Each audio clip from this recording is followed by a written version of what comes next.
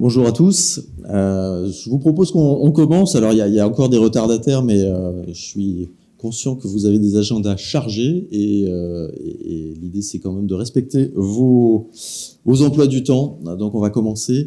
Je suis ravi de vous accueillir. Je suis Jérôme Drevet, en charge des opérations commerciales et marketing chez Xerfi. On renoue avec un format qu'on n'avait pas opéré depuis un certain temps. L'occasion de partager avec vous à la fois nos réflexions qu'on a sur l'évolution des marchés, partager des résultats d'enquête. C'est quelque chose qu'on fait très régulièrement et qui nous permet de prendre le pouls de différents marchés, différents secteurs. C'est une des forces de Xerfi. Donc cette matinée va être l'occasion de ce partage. On a 3 sujets qu'on voulait adresser avec vous aujourd'hui. D'abord, dans un climat d'incertitude qui est un peu à son paroxysme en ce moment, l'occasion de vous donner quelques perspectives sur les tendances économiques. Alors, on aura une vue macro, mais on va s'intéresser également aux impacts, aux évolutions que ces transformations peuvent avoir sur des acteurs comme la Chine, sur des marchés comme l'Europe et puis plus spécifiquement sur la France. Donc Alexandre Merly-Courtois, qui est à mes côtés, va intervenir pour une trentaine de minutes sur ces sujets-là. Il y aura une session questions-réponses à l'issue, donc n'hésitez pas à intervenir, on fera circuler des micros si vous avez quelques questions, c'est l'occasion. La deuxième session sera centrée plutôt sur l'évolution des comportements des consommateurs. Là aussi, on a des enquêtes qui tournent, qui nous permettent de comprendre comment on voit émerger un certain nombre de tendances, que ce soit en termes de déconsommation, en termes d'arbitrage sur les choix de dépenses, et puis sur la polarisation qu'on peut voir dans les différents canaux de distribution qui adressent le marché B2C. Donc Jérémy Robiol et Stéphanie Marouani interviendront pendant à nouveau une trentaine de minutes sur ces sujets-là. Pareil, si vous avez des questions à l'issue, n'hésitez pas. Toujours pour maintenir le timing, si on déborde un petit peu, à ce moment-là, je vous inviterai à poursuivre les conversations à l'issue de la matinée qui se terminera vers 11h. Notre dernière intervention permettra de dresser un panorama des sujets de l'IA. Alors là aussi, une enquête qui nous permet de voir quelle est la maturité des entreprises avec un éclairage à la fois par segment de taille, mais aussi par secteur d'activité, pour voir quels sont les secteurs qui sont les plus matures. Et pour éclairer tout ça, donner une dimension un peu pragmatique, on vous apportera un retour d'expérience sur ce que nous, Xerfi, avons fait sur le sujet en interne, aussi bien pour optimiser notre productivité que pour améliorer l'expérience client. Et c'est évidemment un travail qui est en évolution permanente. Donc, on aura d'autres rendez-vous pour partager les évolutions de nos offres. Voilà, j'en conclus. Donc, d'ici 11h, on aura terminé. Un moment d'échange ensuite, si vous le souhaitez. Mais tout de suite, je vais passer la parole à Alexandre pour vous présenter, partager nos derniers feedbacks sur l'évolution économique. Merci Alexandre.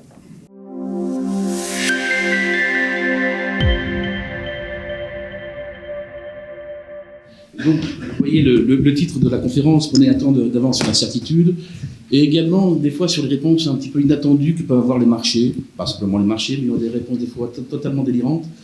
Je veux pourquoi, il y a à peu près une semaine, c'était le 4 mars, il y a le futur chancelier, nouveau chancelier allemand, Friedrich Merz, conservateur, qui fait une annonce qui surprend un peu tout le monde, même le SPD, d'un grand plan massif, sa volonté de mettre en place un grand plan massif d'investissement, 500 milliards d'euros, c'est beaucoup, dans les équipements, l'Allemagne en a besoin, notamment aussi dans la défense, en partie financé par emprunt. Ça faisait des années que les Européens le demandaient à l'Allemagne, des années. Donc évidemment, les réactions sont plutôt bonnes. Le DAX s'envole peut-être un peu fort, mais augmente fortement. Ça, c'est une réaction attendue des marchés. Ce qui était en revanche moins attendu, totalement inattendu, c'est l'évolution des taux souverains. Alors, les taux souverains, c'est les taux auxquels empruntent les États. Le taux souverain allemand à 10 ans progresse, s'envole, flambe. Alors, évidemment, vu l'ordre de grandeur, je vous dirais que c'est à peu près 30 points de base. C'est pas beaucoup. Sur deux journées, c'est 50 points de base. Historiquement, il faut remonter à la chute du mur de Berlin pour retrouver trace d'une telle évolution. Alors, vous avez d'un côté un événement majeur de l'histoire contemporaine, la chute du mur de Berlin, et de l'autre, la simple annonce d'un plan de 500 milliards d'euros de relance, d'investissement pour l'Allemagne. Vous avez les mêmes effets. Ça, c'était pas attendu. Donc on est évidemment sur ces moments-là où une petite étincelle peut avoir des conséquences relativement importantes sur l'ensemble d'une économie. Et évidemment, quand je vous dis que les taux allemands ont flambé, les taux français ont suivi. Donc on n'avait pas besoin de ça. Et ça, c'est inattendu. Ça, on est vraiment dans l'incertitude. Alors maintenant, il faut faire des prévisions quand même. Donc je vais vous présenter un petit peu comment on voit le scénario se dessiner. Et on a beau avoir des techniques statistiques, on va dire rationnelles, le plus rationnelles possible, on fait toujours des prévisions dans une certaine humeur. Alors je vais vous dire à peu près l'humeur sur laquelle on est quand on a fait nos prévisions. Donc ça, c'est une première phrase, c'est de Félix Houphouët-Boigny. Nous étions au bord du gouffre, nous avons fait un grand pas en avant. C'est un petit peu ce qui caractérise on va dire, l'économie mondiale. On est vraiment là, au bord du gouffre, et on avance. Et si je dois caractériser la France, c'est une autre phrase. L'immobilisme est en marche et rien ne pourra l'arrêter. Ça, c'est plutôt la politique budgétaire française. Il y a beaucoup de choses, beaucoup d'annonces, beaucoup d'agitation, mais quand on regarde concrètement ce qui va se passer, et j'en dirai 2-3 mots quand je développerai sur la France, on ne voit pas grand-chose, et ça ne bouge pas. Alors je vous l'ai dit, on est dans une économie incertaine. Alors il y a plein d'indicateurs, beaucoup d'indicateurs. Alors je vous en présente un, j'aurais pu en prendre d'autres, mais ils ont tous à peu près la même allure. On essaye, alors là c'est pas moi, mais c'est un institut qui produit cet indicateur, qui en prenant plusieurs articles de journaux dans tous les pays, et qui essaye de prendre le pouls, un petit peu le pouls de la conjoncture, le pouls des avis des journalistes. C'est vraiment un travail fait sur la presse. Et vous voyez que l'incertitude, alors là c'est le dernier point, c'est au mois de janvier, on est quasiment revenu à la certitude qui prévalait au début de la crise de la Covid. Donc on est réellement dans un monde incertain, et évidemment que ça a des répercussions. J'allais dire, à la limite, il vaut mieux une mauvaise nouvelle que pas de nouvelle. Quand vous avez une mauvaise nouvelle, notamment quand vous êtes dans une entreprise, vous mettez des stratégies en place, soit d'affrontement, d'évitement, de contournement, mais vous bougez, vous êtes dans le mouvement, vous êtes dans l'action. Quand vous êtes dans le brouillard et que vous ne savez pas de quel côté va venir le coup, évidemment, tout est gelé. J'ai des investissements, j'ai des embauches, je coupe dans toutes mes dépenses, et évidemment, comme tout le monde le fait en même temps, ça a un effet boule de neige. Et c'est un peu l'état d'esprit dans lequel on est actuellement quand on fait nos prévisions. Alors, un petit mot quand même sur les dépenses militaires. J'aurai 2-3 slides dessus. C'est vraiment la thématique à la mode, mais c'est pas qu'une mode, ça a des répercussions évidemment. Pour dire un peu le retard que l'Europe a pris par rapport aux États-Unis, il ne faut pas regarder une simple année. Il est vrai qu'on verra tout à l'heure qu'en 2024, il y a eu un effort fait, notamment des pays européens qui sont intégrés à l'OTAN. On verra à peu près une hausse de 43% des budgets. C'est beaucoup, certes. Mais si on regarde sur 10 ans, parce qu'il faut quand même des années pour former une armée, pour former une industrie de défense. Vous voyez ce qu'ont dépensé les Américains, c'est 14 000 milliards de dollars. L'Europe, c'est même pas 5 000. Alors, évidemment, il faudrait travailler ça en parité de pouvoir d'achat. Voilà, si vraiment je dois jargonner, parce qu'un dollar en Europe et un dollar aux États-Unis, vous ne faites pas tout à fait la même chose. Mais bon, à défaut d'être équivalent, c'est comparable. Donc on a pris énormément de retard. Et vous avez entendu un plan de 800 milliards de dollars. Oui, mais 800 milliards de dollars, je ne dis pas qu'il ne faut pas le faire. Mais on a vraiment beaucoup de retard. Et vous voyez la Chine. On dit, tiens, finalement, l'industrie, enfin, les efforts chinois en matière de défense, c'est pas tout à fait au même niveau, même que des Européens. Sauf que là, pour le coup, $1 en Chine et $1 en Europe, vous ne faites pas la même chose. Donc il y a un véritable effort actuellement fait par le gouvernement chinois pour développer rapidement une industrie de défense et des budgets qui sont relativement importants. Donc ça va venir évidemment capter des budgets un peu partout en Europe. Alors certains vont pouvoir le financer par emprunt, on verra dans le cas français, ça va commencer à devenir compliqué, donc ça va être l'heure des choix. Alors maintenant on va passer rapidement sur les pays. Les pays, ce que j'essaie de faire, c'est de tirer vers ce qui peut nous intéresser, nous Français, nous Européens. Alors vous avez l'inflation aux États-Unis, vous avez deux courbes, le CPI, qui est l'indicateur de l'inflation, l'équivalent de l'inflation en France. Vous voyez qu'on est à 3%, puis vous avez un autre indicateur, le PCE Core, qui est vraiment l'indicateur que suit plus particulièrement la Fed pour mener sa politique monétaire, notamment en matière de taux. L'objectif, c'est 2%. Ils sont à 2,6%. Et tiens, l'objectif, il n'est pas là, certes. Et en plus, on va se prendre les droits de douane. Donc tout le monde s'attend à une hausse assez forte de l'inflation un peu partout dans le monde. On peut avoir une autre lecture.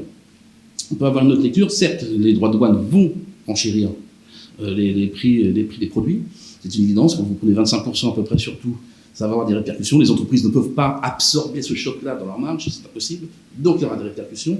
Donc cet indicateur risque de bouger, et ce qui risque de compliquer la politique de la Fed.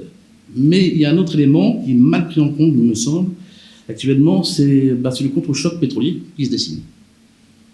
On a eu les prix du Brent. Alors Brent, c'est mer du Nord, hein, pour l'indicateur du prix du pétrole, qui est proche du WTI, qui est aux États-Unis.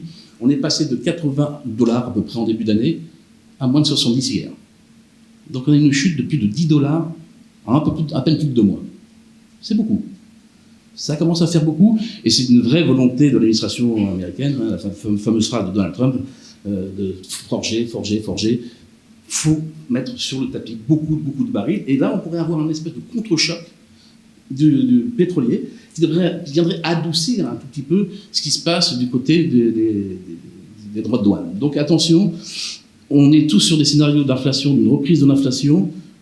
On a une petite parenthèse au moins où les prix du pétrole vont venir adoucir cette vision-là, et ça dépend évidemment de la réaction des pays de l'OPEP, alors OPEP+, avec leurs alliés, notamment la Russie, mais qui vont marre un petit peu de ces dindons de la farce, c'est-à-dire qu'ils se mettent en place des quotas pour essayer de maintenir les cours, et ce sont les Américains qui en profitent. Donc ça risque de ne plus jouer. Donc on peut avoir ce contre-choc qui se dessine. Alors je ne dis pas que ça va... Bon, on a les premiers éléments, en tout cas. On ne l'a pas, nous, encore intégré, mais on le surveille parce que ça pourrait être une bonne nouvelle, et ça faciliterait un petit peu la politique de la Fed, parce que, d'un autre côté, Donald Trump est en train de fabriquer une récession aux États-Unis. Là, c'est pas moi qui le dis, hein. Là, vous avez 2 indicateurs. Donc, vous avez le Dow Jones, donc on va dire Wall Street. Et vous voyez la courbe, il y a eu une petite bulle, hein, c'est pour ça que, d'où le titre, une petite bulle d'euphorie après l'élection, et puis l'arrivée de Donald Trump. Donc, on va dire que les marchés étaient plutôt contents de son arrivée. C'est en train de changer de direction. Ça a beaucoup plus d'importance aux États-Unis, notamment qu'en France, hein, la bourse, hein, notamment via les effets de richesse beaucoup plus puissants de l'autre côté de l'Atlantique. Donc attention, ça à surveiller. Et puis vous avez sur le graphique de gauche un résultat de la Fed d'Atlanta. La Fed d'Atlanta a un des modèles économétriques qui essaye de prévoir l'évolution du PIB. Alors à court terme, là, c'est des prévisions du PIB pour le premier trimestre. Et au fil des semaines, ils améliorent les prévisions, puisqu'il y a des batteries d'indicateurs qui rentrent. Et vous voyez que quasiment à la fin février, on était encore sur un scénario de 2,3% de croissance au premier trimestre en rythme annualisé. Et d'un coup d'un seul, c'est tombé. Et on est passé en négatif. C'est pas le fait que les gens de la Fed d'Atlanta soient particulièrement anti-trumpistes. Mais ils constatent qu'il y a une forte dégradation et assez rapide du côté américain. Donc attention, du côté des États-Unis, on pourrait avoir de mauvaises surprises. On est encore sur un scénario de croissance, vous verrez, sur les États-Unis, mais attention, là, on a évidemment le risque est totalement baissier actuellement du côté américain. Si je passe du côté maintenant chinois, la Chine, encore en essayant de tirer toujours vers ce qui nous intéresse nous, la Chine ne tourne que sur une jambe, ne marche que sur une jambe. Vous voyez, c'est celui au niveau des exportations, avec des niveaux records d'exportation, et là vous êtes en valeur alors que les prix ont baissé. Donc en volume, c'est encore beaucoup plus puissant comme mouvement. Et en face, vous avez une demande intérieure qui patine, pour des raisons structurelles. Vous avez des raisons démographiques, vous avez le ralentissement de la dynamique d'urbanisation qui a mobilisé beaucoup de personnes, notamment pour un effort de construction massif, également en matière d'équipement. Et là, les rendements des équipements, des infrastructures, une fois que vous avez construit les aéroports, vous n'allez pas en faire un en plus, juste pour le plaisir. Ou en tout cas, les rendements des investissements sont de moins en moins importants. Vous avez l'affaiblissement des gains de productivité. Oui, évidemment, quand on était dans des stratégies où on copiait pour beaucoup, où on attirait des investissements étrangers pour essayer de simplement se mettre au niveau, là on peut galoper. Mais quand on est aux frontières de la rupture technologique, ça devient plus complexe. Donc là, c'est évidemment un frein. Et vous avez le tarissement des IDE, c'est-à-dire qu'il y a beaucoup de pays qui se sont méfiés de la Chine, notamment après Trump, première version. Donc là, on est vraiment sur quelque chose qui freine du côté de la demande domestique. Et c'est bien pour ça que là, il y a eu lieu là, en début d'année, une réunion, alors c'est pas l'état de l'Union, mais c'est l'état de l'économie chinoise, où il y a eu un certain nombre d'annonces. Donc l'objectif, c'est 5% de croissance cette année. Bon, l'avantage avec la Chine, c'est que généralement, ils atteignent toujours leurs objectifs à la virgule près. Donc ça, on peut parier qu'il y aura un 5%. On l'a pas mis 5, parce que ça, c'est juste pour le fun. Mais comment y parvenir ? Ils essayent de relancer. Il y a tout un listing d'actions menées pour essayer de relancer la demande intérieure. Donc attention, du côté chinois, on est encore que sur une jambe, et ça a des impacts. Évidemment que ça a des impacts. Alors je vais essayer de vous décrire ça. De mon intérieur, on perd de vitesse du côté chinois. Alors je ne dis pas qu'elle se contracte, je dis simplement c'est en perte de vitesse. Donc ça ralentit, ça ne progresse plus beaucoup. Ça a des impacts évidemment sur la demande adressée à l'Europe, à leurs principaux partenaires, notamment la France. Pas simplement, plutôt les Allemands. Donc on a un coup de frein des exportations vers la Chine. Mais d'un autre côté, les industriels chinois sont un petit peu coincés sur leur marché domestique, donc deviennent plus agressifs. Normal. Donc ça nous fait une concurrence beaucoup plus intense avec les industriels chinois. Et vous rajoutez une autre couche.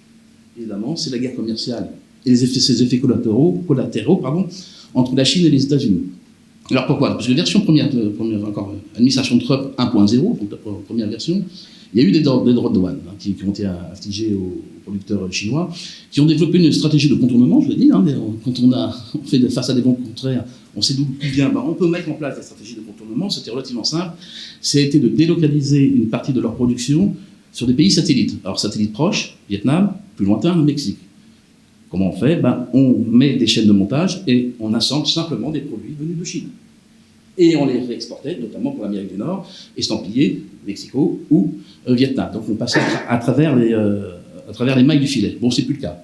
C'est plus le cas parce que tous les pays se voient infliger des droits de douane. Donc ça va être plus compliqué et il va bien falloir écouler la production, ils écoulent leur production, d'où une agressivité à craindre très forte, notamment vis-à-vis des marchés européens, c'est déjà le cas notamment dans l'automobile. Maintenant, si je me concentre sur l'Europe, qu'est-ce qu'il faut regarder actuellement sur l'Europe? L'Europe, c'est compliqué. C'est compliqué pour la Banque Centrale Européenne parce qu'il n'y a pas un seul indicateur de prix. Et nous ne sommes pas tous dans la même séquence. Alors pourquoi il y a deux fois la France? Simplement la France est actuellement, alors le dernier point que vous avez ici, c'est celui du point du mois de janvier, vous avez une inflation à 1,8%, des pays de la zone euro, c'est là où l'inflation est la plus basse, 1,8%. L'Estonie, c'est là où elle est la plus haute, 5,3%. L'Estonie, c'était pas un gros souci. Mais quand je regarde les grosses économies, vous voyez entre l'Allemagne et encore une fois la France, l'écart est colossal. Donc une seule et même politique monétaire, c'est compliqué, ça n'a pas les mêmes effets en tout cas, selon les pays, ce qui complique la tâche de la BCE, dont vous avez vu dernièrement, elle a réduit une fois encore son principal taux directeur, on va dire, taux de dépôt de 2,50%. On est, nous, sur un scénario encore de 2 baisses et après d'une stabilisation. Ça va dépendre évidemment des premières conséquences des mesures Trump sur la croissance en Europe et de l'évolution des prix, mais je vous dis, on n'est pas à l'abri d'une bonne surprise quand même du côté de l'inflation, en raison de ce contre-choc pétrolier qui semble peut-être se dessiner. Un petit mot quand même sur ce qu'on risque, qui risque le plus. Évidemment, ce qui agace Trump, notamment, c'est ça. Sur les excédents colossaux que fait l'Union européenne, la zone euro, pour lui, sur le dos des Américains. Donc vous voyez, on est en 2024 à peu près de plus de 200 milliards de dollars. Essentiellement l'Allemagne. C'est l'Allemagne qui a le plus à perdre, ça on sait. L'Allemagne, l'Italie, la France un peu moins, mais évidemment, c'est un des rares excédents qui nous reste. Donc, on va surveiller ça, mais c'est un coup de frein qui va être donné de toute manière aux exportations européennes vers les États-Unis. Et il n'y a pas que des droits de douane. Si vous prenez tout ce qu'a fait l'administration Biden avant, déjà, c'était pour essayer de relocaliser, alors via des systèmes de subventions, je ne vais pas entrer dans les détails, mais il y avait un fort intérêt à venir se relocaliser aux États-Unis, et également lié à l'évolution du prix de l'énergie, notamment d'électricité, beaucoup plus faible aux États-Unis qu'en Europe. Donc attention de ce côté-là. On dit l'effort européen, vous voyez, on est passé, alors ça c'est les chiffres de l'OTAN. Donc on est passé de 317 milliards à 453 en une année, donc une hausse plus supérieure à 40%, c'est beaucoup. Et vous voyez que l'effort il est de plus en plus partagé. C'est-à-dire l'objectif de l'OTAN, l'objectif actuel de l'OTAN, c'est 2% de PIB consacré au budget de la défense. Budget défense, pardon. À terme, ça sera monté à 3%. Qui est à 2%? Sur les 28 pays européens, dont le Royaume-Uni, donc on met dedans, il y en a 21 qui ont déjà fait cet effort, qui sont déjà à 2%. Alors, est-ce qu'il y a des vilains petits canards parmi les grandes économies européennes? Oui, il y a l'Espagne notamment. L'Espagne qui ne fait pas du tout d'efforts, qui reste coincée en bas, et même l'Italie, à un certain niveau. Donc, évidemment, si l'effort n'est pas réparti, ça risque de coincer un tout petit peu au niveau européen, mais il va y avoir un effort qui va être fait. Il va falloir surveiller l'évolution des industries de défense, parce qu'on parle toujours de demande. Donc, il y a encore une fois des budgets qui progressent fortement, vous avez ici des dépenses, mais il faut qu'il y ait un appareil productif en face. Il faut qu'il y ait une offre en face. Est-ce que l'offre est capable de monter en cadence au rythme qu'on le voudrait? C'est pas évident. C'est pas évident, parce qu'il va falloir ouvrir des lignes de production. Pour ouvrir des lignes de production, il faut déjà, notamment en France, des autorisations dans tous les sens, et deux, que on y arrive à monter en cadence. Mais bon, faut pas désespérer de ce côté-là. C'est évidemment, quand on regarde les évolutions, notamment des cours boursiers des grands industriels de défense, on voit qu'il y a quand même de belles perspectives. Voilà, après, vous avez ici résumé, je ne vais pas m'étendre dessus, mais pour vous dire qu'on fait évidemment des prévisions au niveau mondial et par pays. Donc avec la grande crainte, le gros risque baissier, il vient des États-Unis. Et vu que c'est quand même une grosse masse, évidemment, de l'économie mondiale, si ça coince du côté américain, ça va avoir des répercussions. Si en plus vous avez des droits de douane, bon, alors qu'ils se négocient, et puis ça peut aller très très vite. Vous avez vu, c'est 25% pour le Mexique, 25% pour le Canada, et hop, comme Trump est un homme de deal, il a passé un deal, notamment avec les Mexicains, et la filière automobile. Alors la filière automobile, intéressant, donc ils ont un sursaut, un sursis, puis un sursaut, donc un sursis pour les industriels de l'automobile, enfin pour la production automobile mexicaine, évidemment, c'est essentiellement des groupes américains qui produisent au Mexique. Donc les PDG de General Motors, de Ford, de Stellantis, c'est la version Chrysler, évidemment, qui ont rencontré Donald Trump et qui a annoncé un sursis, minimum un mois, sur les droits de douane sur l'automobile, en provenance du Mexique. Évidemment, ils ont beaucoup à perdre. Mais bon, on sent bien quand même que c'est tangent, très tangent. Alors sur la France, là, je vais commencer par un slide. Il faut bien prendre conscience que nos déficits publics, notre endettement, c'est un choix politique. C'est une volonté. Il n'y a rien, de toute façon, le contexte est à peu près le même de tous les pays européens. Et là, vous avez simplement sur cette courbe-là, c'est la différence d'évolution entre le déficit français et la médiane des 19 autres pays appartenant à la zone euro. Enfin, assez intuitif, quand ça monte, c'est plutôt bon signe. C'est-à-dire qu'on fait mieux que les autres. Quand on chute, c'est qu'on fait plutôt moins bien. Et là, on fait tellement moins bien que maintenant, on est le pire pays en termes de déficit public. Donc l'Espagne, c'est mieux, l'Italie, c'est mieux, enfin, où ça va mieux, où la tendance est la meilleure, mais là, on n'arrête pas de plonger. Ça, vous avez ici, c'est pas tout, on peut remonter ça, moi j'essaye de le dater à chaque fois, c'est avant les années 2000. Donc on commence à voir, c'est un petit peu la version du quoi qu'il en coûte. Pour acheter, on achète la paix sociale. On achète la paix sociale comment ? En creusant les déficits, c'est le quoi qu'il en coûte, c'est des mesures qui ont été prises pour mettre fin au mouvement des Gilets jaunes, notamment une hausse du SMIC financée par l'État. Donc à chaque fois, on creuse un peu plus, et là on arrive un petit peu au bout de l'histoire. C'est pour ça que ça devient compliqué pour la France. Et que la purge budgétaire, plus on attend, plus elle va devenir violente, et on sent bien qu'actuellement, ça commence à coincer. Alors, on voudrait bien avoir un effort militaire supplémentaire, mais bon, il faut quand même pouvoir le faire. Parce que vous voyez ici, ça c'est la dette française. La dette française, est ce qu'il faudrait faire, l'objectif, si on veut monter à 3,5% du PIB, alors vous êtes bien en milliards de dollars, Donc, encore une fois, c'était les chiffres de l'OTAN. Il suffit de vouloir passer de 2 à 3,5%, grosso modo, il faut vous trouver 50 milliards de dollars en plus. Vous les trouvez comment ? On met dans notre montant la pression fiscale, ça devient complexe. En empruntant, oui, mais le problème, c'est qu'on est sous la menace des agences de notation. Il ne va pas comment échapper que les dernières versions, on était sur une note qui n'a pas évolué, mais un biais négatif. Donc la prochaine fois, ça risque de passer. Et si on chute, là, pour le coup, de catégorie, il y a beaucoup d'institutionnels qui ne pourront plus prendre de dette française. Donc ça a un coût très fort sur la dette. Donc comment on fait ? Il va falloir, normalement, couper dans les dépenses. Donc l'heure des choix. Pour l'instant, rien n'est décidé. C'est pour ça que je vous parle d'immobilisme. Rien n'est décidé, mais il va falloir trouver. Et si c'est l'heure des choix, ça risque de l'heure des coupes, donc comment on dit, des coupes claires, ça risque de tanguer au niveau social. Donc on a ça également dans notre scénario, difficilement probabilisable, mais on sait qu'il faut surveiller ça avec d'autres paramètres pour dire attention, la marmite peut très vite exploser. Si je regarde maintenant plus particulièrement le tissu productif. Alors là, vous avez les plans de sauvegarde de l'emploi qu'on appelait avant plans sociaux. Donc vous avez que là, l'évolution du nombre, tout simplement. Vous voyez que ça progresse, et là, vous avez ici simplement les PSE validés ou homologués. Il y en a qui sont en cours de préparation. Donc on a les chiffres. Donc on sait qu'en gestation, là, la petite flèche bleue, le ciel, c'est pas juste pour faire joli, c'est qu'on sait que ça va augmenter. Ça va augmenter, donc on le voit aussi au niveau des défaillances, on a un niveau élevé de défaillance, et vous voyez que ça concerne de plus en plus d'emplois. Et on se dit, tiens, j'ai un niveau de PSE qui progresse, mais certes qui est loin d'être à son niveau historique, mais j'ai de plus en plus d'emplois qui sont concernés. Après, vous faites la liaison, ça veut dire que les entreprises sont de plus en plus grandes, de plus en plus grosses, à être confrontées à des difficultés. Et le problème, c'est quand je commence à voir des entreprises de plus en plus importantes qui sont confrontées à des difficultés, j'ai un effet domino. Tant que ça reste des petites, des PME, des TPE, bon, l'effet domino est limité. Si ça concerne vraiment des entreprises un peu plus grandes, un peu plus importantes, évidemment qu'il va y avoir des pressions à chaud. Et voilà. On est ici. Comment ne pas prévoir de hausse du chômage?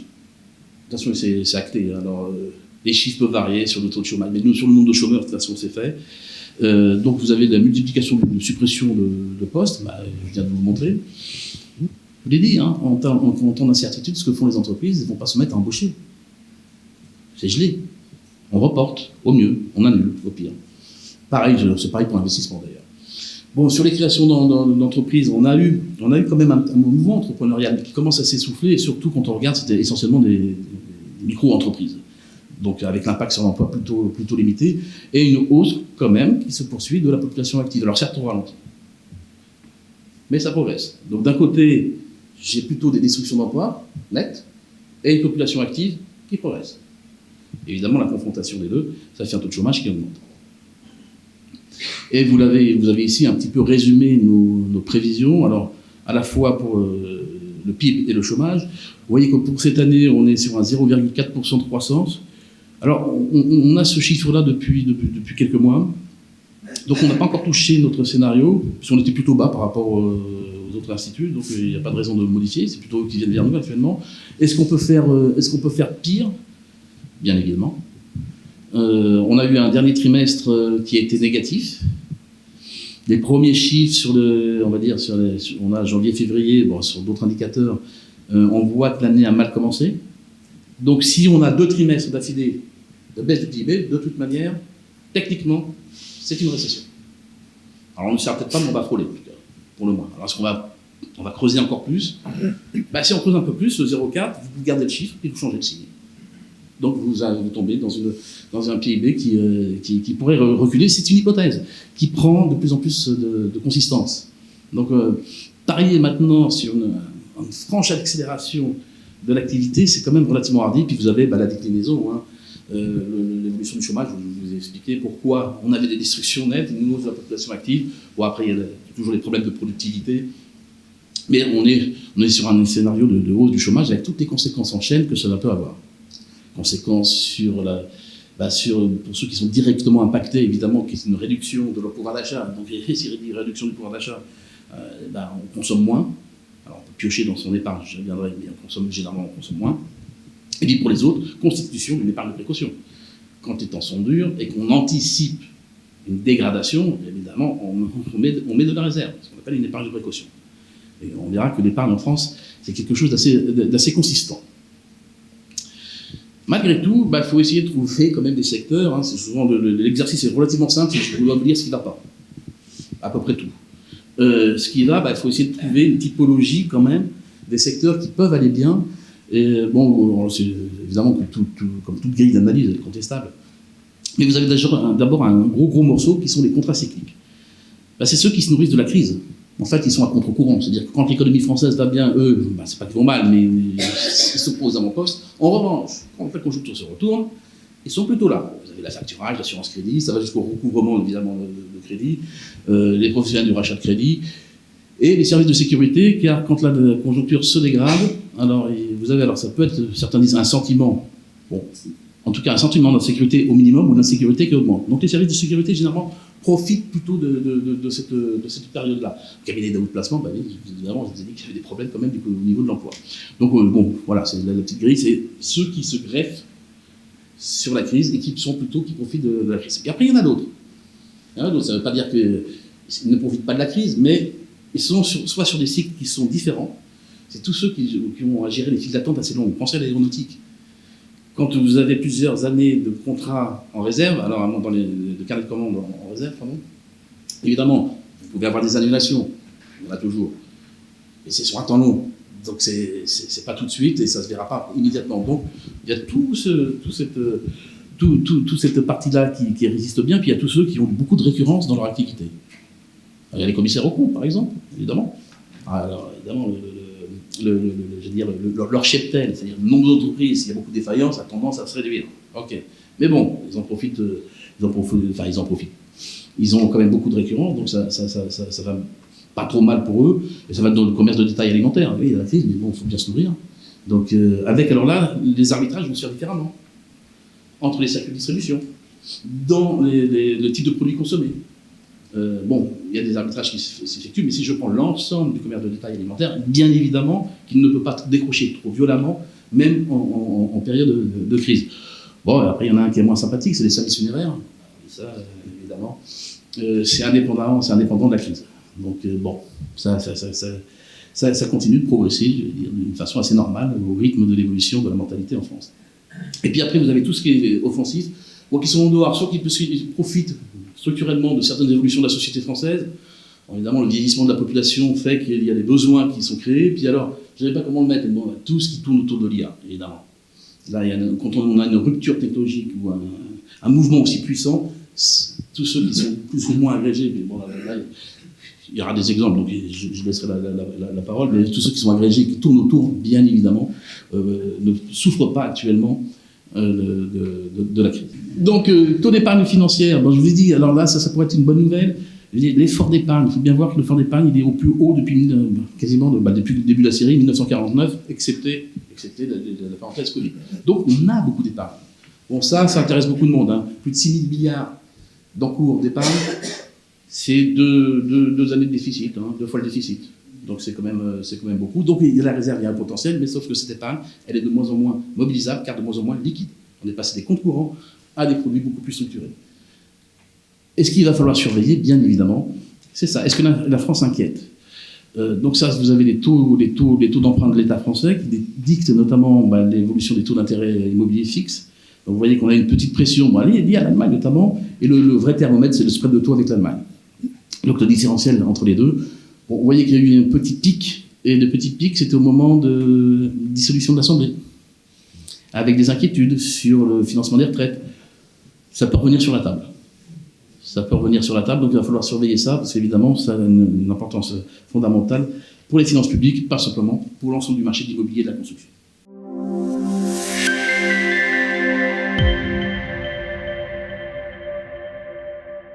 Alors d'abord, bonjour à toutes et à tous, et merci à tous d'être présents. On est évidemment ravis de vous recevoir. Comme le disait Jérôme à l'instant, l'idée c'est, de faire le lien côté consommateur avec ce que vient de nous indiquer Alexandre, et notamment de partir d'un constat chiffré, assez simple, qui est celui de l'après-Covid. L'après-Covid, et ça c'est des données de la Banque de France, depuis l'après-Covid, ce sont 300 milliards d'euros de surplus d'épargne financière qui ont été accumulés depuis l'après-Covid. C'est évidemment énorme. Alexandre donnait le chiffre d'à peu près 9 à 10% d'épargne financière à l'heure actuelle.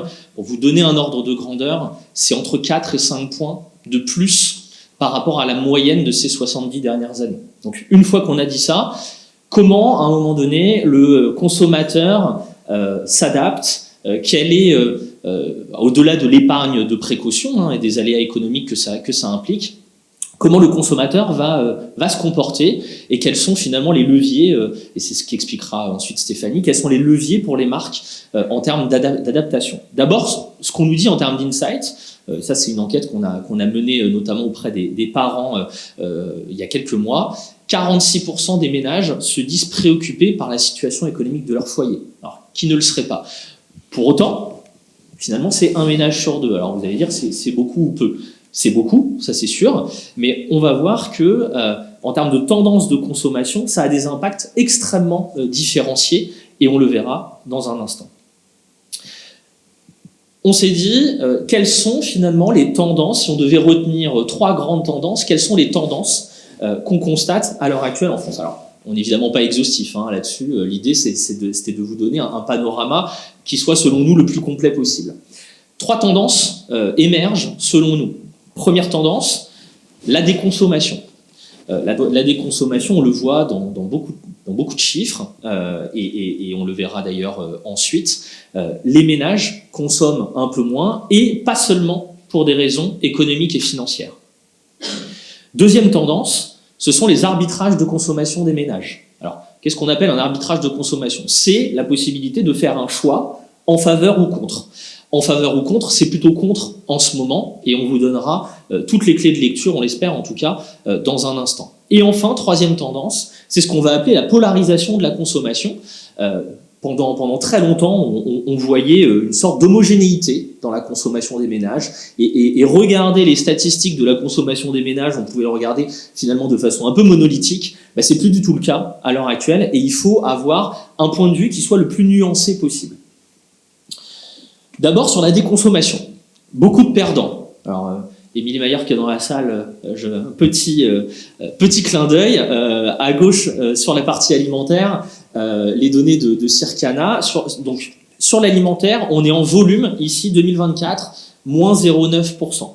Quand on regarde sur les 5, 6, 7 dernières années, c'est quasiment moins 15% en volume de consommation alimentaire pour les ménages. On est sur les PGC et le frais en libre service. Sur l'automobile, là encore, c'est assez marquant. On parle d'immatriculation ici, moins 3,2% pour la seule année 2024. Si on regarde sur les 2 dernières années, c'est quasiment moins 10%. Enfin, sur l'ameublement, encore une fois, ce sont on a arbitré, nous aussi, on a fait des choix. Sur l'ameublement, c'est moins 5% sur l'année 2024 d'ameublement domestique. Alors forcément, on parlait de crise immobilière à l'instant. Évidemment, la crise immobilière, à peu près un tiers aujourd'hui du réaménagement ou de la décoration d'intérieur, à peu près un tiers de l'ameublement acheté dans ce type de réaménagement correspond à un déménagement. Donc fatalement, quand vous achetez moins et quand vous déménagez moins, fatalement, ça a un impact direct sur l'ameublement domestique. Si on regarde sur moyenne période, notamment l'ameublement français, donc là on est sur de la production en volume, l'ameublement français, sur les 4 dernières années, c'est moins 20%. Alors, avec des effets d'import très importants, beaucoup d'arbitrage entre le français et les produits en provenance de l'étranger, mais pour autant, ça vous donne une idée des parts de marché qui sont perdues par les fabricants d'ameublement en France, et évidemment, la baisse de la consommation qui a un impact direct sur cette production. Les PGC, comme je le disais à l'instant, c'est pas une nouveauté. On constate cette tendance depuis maintenant 4 bonnes années, mais en réalité, nous, ce qu'on aime, c'est regarder, dézoomer et regarder le temps long. Sur quasiment les 20 dernières années, on a eu une consommation en volume et des ventes sur les produits de grande consommation qui n'ont augmenté que d'à peine 3,5%.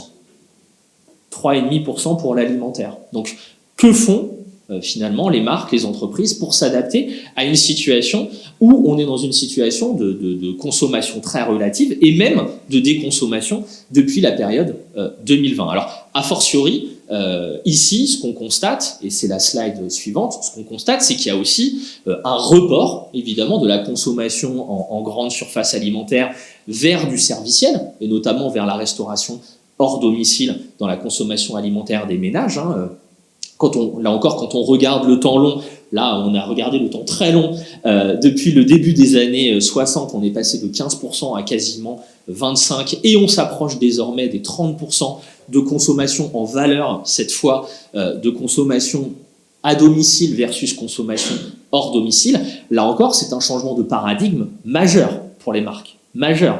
Et on constate d'ailleurs que les industriels de l'agroalimentaire sont vraiment en train de s'adapter à cette nouvelle réalité, et beaucoup d'entre eux se tournent de plus en plus vers la restauration hors foyer et créent même des départements, des divisions RHF pour capter cette nouvelle manne. Évidemment, les services de livraison ont évidemment une incidence également très forte sur cette situation-là. Donc, sur l'alimentaire, c'est pas une nouveauté. Maintenant, si on change un peu la focale et on regarde finalement quels sont, au-delà même des éléments purement économiques et financiers, quels sont les autres ressorts de la déconsommation. D'abord, et Alexandre parlait de population active tout à l'heure, c'est vrai que la population active continue à progresser, Mais la population totale, elle tend à stagner, ou en tout cas, sa croissance tend à se réduire. Premier point pour étayer ce que je viens de dire, on est passé de 2,8 enfants par femme au tournant des années 70 à 1,8 enfants par femme à l'heure actuelle, et on s'attend même, au cours des prochaines années, à ce que ça tombe autour de 1,6, 1,7. Alors, on est très loin de l'Allemagne, l'Allemagne, mauvais élève en la matière, si je puis dire, on est plutôt autour de 1,3, 1,4 pour l'Allemagne, mais on est en dessous du renouvellement générationnel à l'heure actuelle, et donc ça a évidemment des incidences sur la consommation des ménages, ça a évidemment une incidence sur la famille, ça a une incidence sur les comportements à l'intérieur de la famille, etc., etc. Au-delà de l'élément démographique et donc de l'élément économique que je vous ai présenté à l'instant, l'autre élément important de la déconsommation, c'est le report vers la seconde main. Alors, on en parle de plus en plus. Le MEDEF a même créé des groupes de travail à l'intérieur, preuve que, en son sein, preuve que il y a un intérêt extrêmement marqué à l'heure actuelle pour ces nouveaux modes de consommation. 48%, donc là c'est une enquête qu'on a menée, 48% des Français déclarent qu'en raison du contexte inflationniste, il y a eu un report sur l'année 2024 vers la seconde main, à la place de produits neufs. Là encore, un vrai changement de paradigme, puisque plutôt que de consommer du neuf avec évidemment un premium prix, vous allez plutôt vous reporter vers des produits plus bas, même si on constate que ça se rapproche dans certains secteurs. Je pense notamment au secteur des smartphones, où les prix du neuf et les prix du reconditionné ou de la seconde main tendent à se réduire. En tout cas, cet écart tend à se réduire. Mais pour autant, c'est un vrai changement dans les modes de consommation. La seconde main, pour les parents d'ailleurs, une vraie bonne nouvelle habitude, en tout cas. Monsieur parlait tout à l'heure de la décarbonation, ou en tout cas des enjeux liés à cette décarbonation. Il y a un vrai enjeu côté consommateur à aller capter ce nouveau consommateur qui, alors, pour des raisons économiques et financières, bien entendu, mais aussi pour des raisons environnementales et d'éthique, ou en tout cas de conviction écologique, se reporte de plus en plus vers la seconde main. Côté nouvelles habitudes des parents, 86% en 2024 ont déjà acheté des produits de seconde main pour leurs enfants, mais aussi pour eux-mêmes. Pour leurs enfants, c'est assez nouveau. Pour eux-mêmes, ça commence à dater. 66% se tournent aussi de plus en plus vers des jeux et des jouets d'occasion. Donc là encore, quand on est une entreprise ou une marque, mettre en place une vraie stratégie en la matière, c'est évidemment très important. Et enfin, 60% ont déjà acheté du textile d'occasion. Pendant très longtemps, il y avait une espèce de petit sentiment de honte, ou de pudeur en tout cas, par rapport à ce type d'habitude. Désormais, alors que ce soit encore une fois pour des questions économiques ou pour des questions environnementales, ces barrières sont en train de s'abaisser progressivement. Et la seconde main, c'est un marché désormais, en tout cas tel qu'on l'estime nous chez Xerfi, alors avec quelques segments en particulier, notamment le segment de l'électronique grand public, le segment de la mode, c'est 14 milliards d'euros aujourd'hui à aller capter pour les marques et pour les entreprises. Multiplication par 2 de ce chiffre d'affaires en seulement 4 ans, 2019-2023. Donc, voilà, ça objective un peu la situation pour les marques d'aller, encore une fois, chercher des relais de croissance.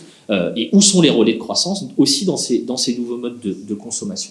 Et si on veut, en plus de ça, j'allais dire, Alexandre parlait de stratégie de contournement tout à l'heure, si on veut contourner cette déconsommation, il y a aussi ces enjeux et ces nouveaux modes de consommation à aller chercher.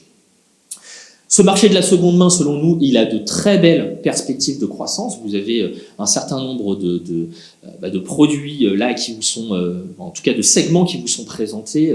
Le prêt-à-porter représente à peu près la moitié aujourd'hui de ce marché. Les smartphones, c'est quasiment et uniquement du reconditionné, puisque en général, on va faire réparer, en tout cas on va transmettre à un professionnel, ce professionnel va réparer et puis ensuite va vendre à un autre client.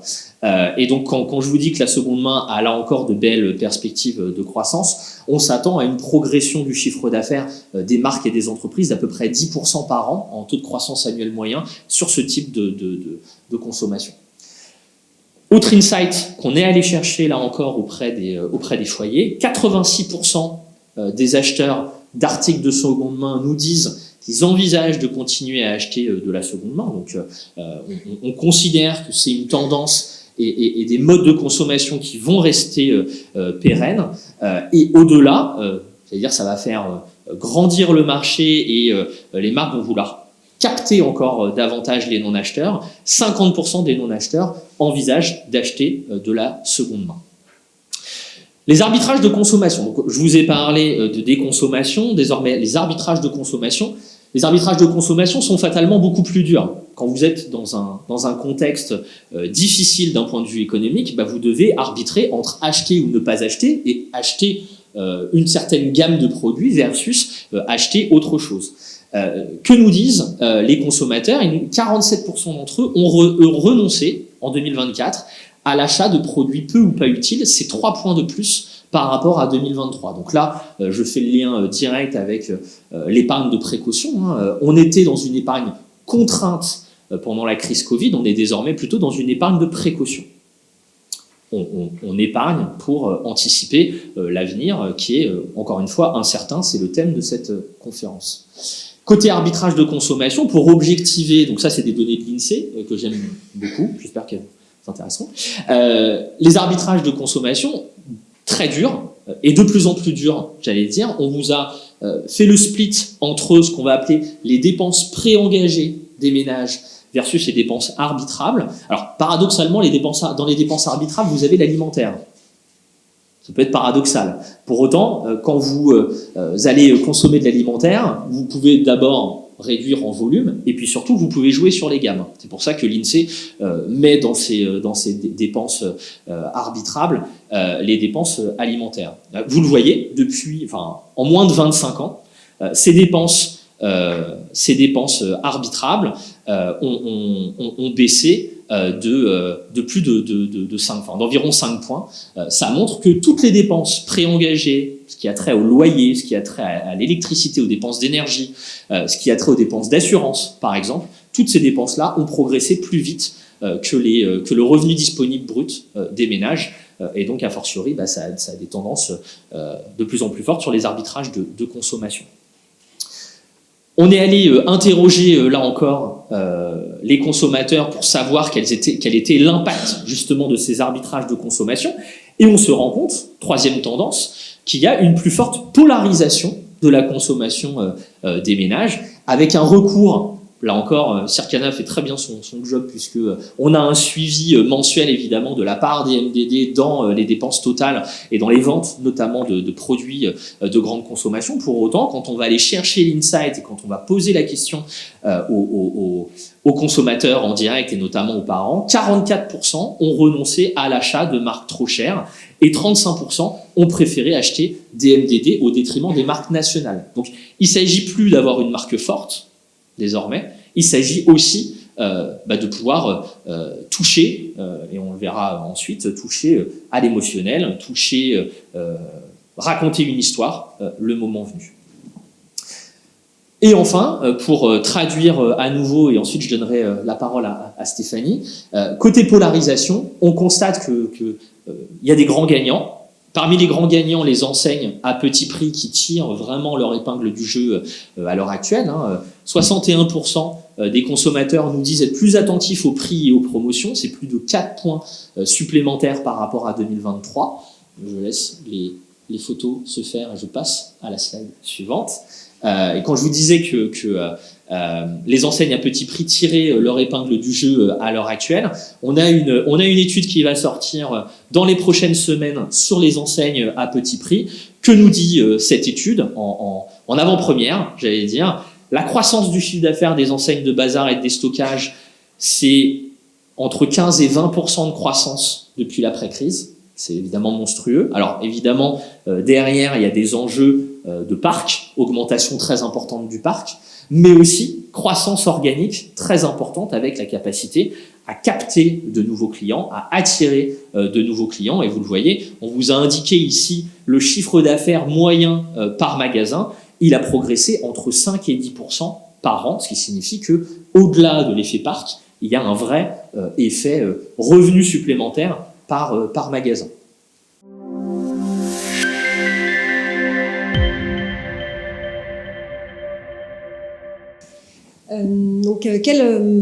Quel constat les marques doivent tirer de tout ce contexte économique difficile?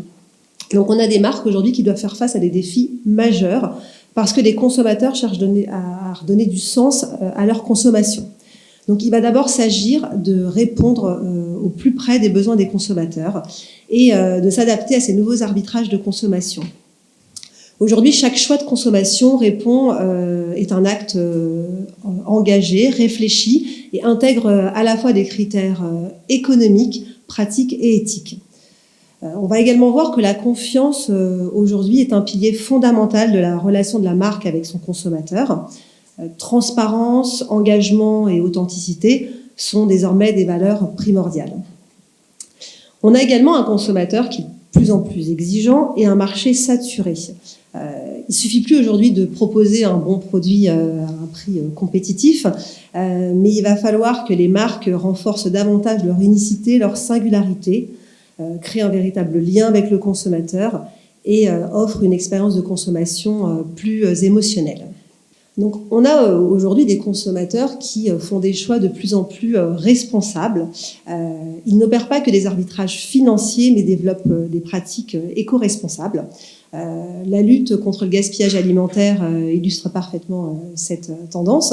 On a 38% des Français qui utilisent des applications d'entreprises anti-gaspi, comme Too Good To Go, qui va claimer à la fois effectivement un bénéfice économique de prix pour le consommateur, mais également va valoriser la bonne conscience de l'engagement RSE, donc qui intègre à la fois l'économie et la conscience écologique.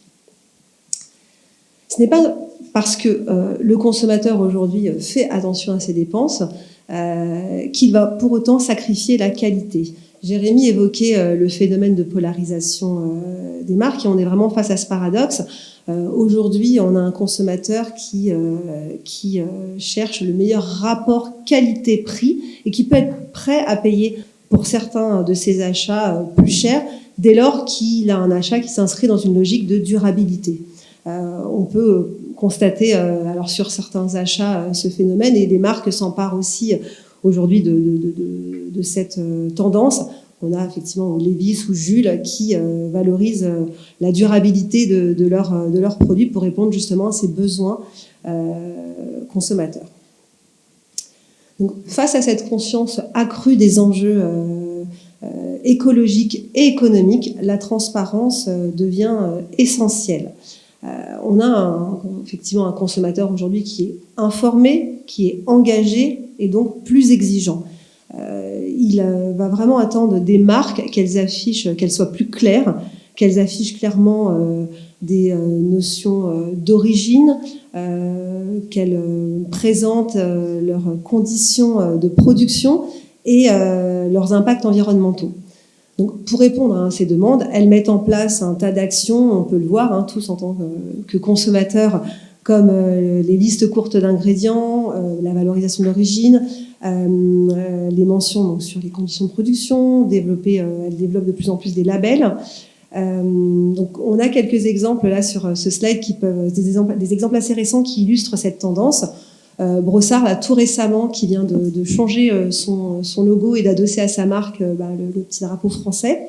On a également Sephora en septembre 2024 qui a développé des labels mondiaux, donc dont le Clean at Sephora qui regroupe des marques qui ont un cahier des charges très strict avec des formulations plus clean et qui évitent les ingrédients controversés. On a tout récemment Panzani, là c'est en février 2025, qui vient de lancer ses emballages alimentaires avec un nouveau logo Origine Info qui va mettre en avant l'origine de ses ingrédients primaires. Donc, alors on a, comme je viens de vous le présenter, un consommateur qui est plus exigeant, des marques qui cherchent à démontrer la qualité et à renforcer leur engagement. Mais aujourd'hui, ce n'est plus suffisant. Une marque qui dure, c'est une marque aujourd'hui qui d'abord va toucher son consommateur, qui va créer un véritable lien et qui va offrir une expérience de consommation plus émotionnelle et surtout mettre en avant son unicité, sa singularité. On a trouvé intéressant, pour illustrer cette tendance, de vous présenter la dernière campagne de communication lue, Une part de nous, qui, sur sa communication télé, met en avant toutes les valeurs qui tournent autour de l'enfance, du partage, du réconfort, et sa campagne d'affichage qui, de façon très, très ludique, valorise la singularité de 2 biscuits phares de Lue, le petit écolier et Prince. Et ce qui est aussi encore plus intéressant, c'est que, je ne sais pas si on les dit bien, mais les petites citations sur chacune des campagnes d'affichage, c'est un verbatim consommateur qui permet encore plus d'incarner et de ramener de l'authenticité et de mettre en confiance, parce qu'on est vraiment sur ce cercle vertueux de confiance, authenticité, réassurance pour maintenir la fidélité de nos consommateurs. Donc, dans un contexte, on l'a vu, de plus en plus concurrentiel, fortement challengé par les marques nationales, mais avec une concurrence aussi accrue des MDD, les marques cherchent à innover. Aujourd'hui, l'innovation n'est pas forcément associée à une rupture radicale. Pour innover, il faut avant tout innover et répondre aux attentes des consommateurs. C'est répondre à leurs besoins, leurs vraies attentes, j'ai envie de dire. On l'observe avec la tendance un peu des produits better for you qui associent à la fois le plaisir et le bien manger. Et alors c'est un pur hasard, mais j'ai repris l'exemple de Panzani que je trouve intéressant dans la mesure où c'est une petite réinvention avec cette gamme premium qui vient de sortir, où Panzani propose une nouvelle gamme de pâtes un peu plus quali, mais tout en préservant ses valeurs de simplicité, de tradition et d'accessibilité. Donc c'est des petits twists qui permettent aux marques de se réinventer en restant elles-mêmes et en réintéressant et en ressollicitant le consommateur, en réexprimant leur valeur ajoutée et leur savoir-faire. Donc, continuer à soutenir le pouvoir d'achat en permettant aux consommateurs, aux clients de faire des économies est crucial. Dans la période, les consommateurs cherchent à maximiser leurs dépenses, la valeur de leurs dépenses, et les programmes de fidélité jouent un rôle clé sur ce point. Maintenant, mettre en place un programme de fidélité aujourd'hui ne s'arrête pas juste à la remise financière, il doit aller effectivement bien au-delà. Aujourd'hui, le programme de fidélité va permettre de créer un véritable sentiment d'appartenance, ce qui va renforcer la fidélité à une marque, à une enseigne. On gagne quoi ? On gagne un consommateur qui se sent valorisé, qui va bénéficier d'avantages exclusifs, et c'est cette valeur en fait perçue qui va lui permettre de choisir une marque plutôt qu'une autre, même à prix égal. Donc les programmes de fidélité aujourd'hui, c'est un véritable investissement stratégique pour les marques. Ils permettent à la fois de mieux connaître vos clients, vos consommateurs, de personnaliser les offres et de maintenir une relation durable. Jérémy a évoqué la seconde main à l'instant, et effectivement les marques ont aussi, doivent aussi prendre le chemin de cette seconde main qui répond aujourd'hui vraiment aux besoins de nos consommateurs. Alors aujourd'hui, effectivement, on ne vous a pas présenté tous les chiffres, mais on sait que la seconde main, c'est un marché qui est fortement préempté par les sites de revente particulier à particulier. Mais là où les marques vont vraiment avoir leur carte à jouer, ça va être dans la proposition de valeur qu'elles peuvent apporter via des cautions qualité, des garanties complémentaires que le marché de la revente entre particuliers ne pourra pas proposer. Et puis, il y a également un deuxième point, seconde main ne veut pas dire deuxième choix. Et au contraire, c'est aujourd'hui un véritable enjeu pour les marques de pouvoir recréer une expérience d'achat aspirationnelle sur la seconde main, tout comme on peut l'avoir sur les produits neufs. Et il y a H&M qui est très, très novateur sur cette tendance, qui a lancé en septembre 2024 sur 2 magasins en France, dont un parisien, son nouveau concept de seconde main, qui a un espace dans ces magasins qui s'appelle Preloved by H&M, et donc on a l'impression d'être dans un magasin avec des produits neufs, et c'est de la seconde main, et donc le consommateur aujourd'hui, il y a un vrai croisement, et on retrouve les mêmes valeurs et les mêmes sensations sur son expérience d'achat. Alors pourquoi est-ce qu'on a fait cette présentation à deux, hein? Alors d'abord parce qu'on aime bien travailler ensemble, évidemment, mais aussi et surtout parce qu'on souhaitait vous présenter un peu en avant-première une nouvelle solution, une nouvelle offre qu'on a développée chez Exercice Spécifique, qu'on a voulu conceptualiser, en tout cas sous le terme de BMS pour Benchmark Marketing et Stratégie. En réalité, c'est une approche combinée, c'est-à-dire, c'est aussi pour ça qu'on était présents tous les deux, Stéphanie représentant les insights consommateurs, la connaissance du client, et peut-être moi, humblement, la connaissance du marché et notre capacité à analyser le marché, à analyser la concurrence et à analyser les acteurs. Cette approche, j'allais dire, est pas nouvelle chez nous. Ça fait 2 ans maintenant qu'on a fait l'acquisition d'un cabinet spécialisé en marketing avec une approche très centrée sur la famille. Et l'idée, justement, c'était de proposer cette approche-là combinée à nos clients en partant finalement d'un constat assez simple qui était le suivant.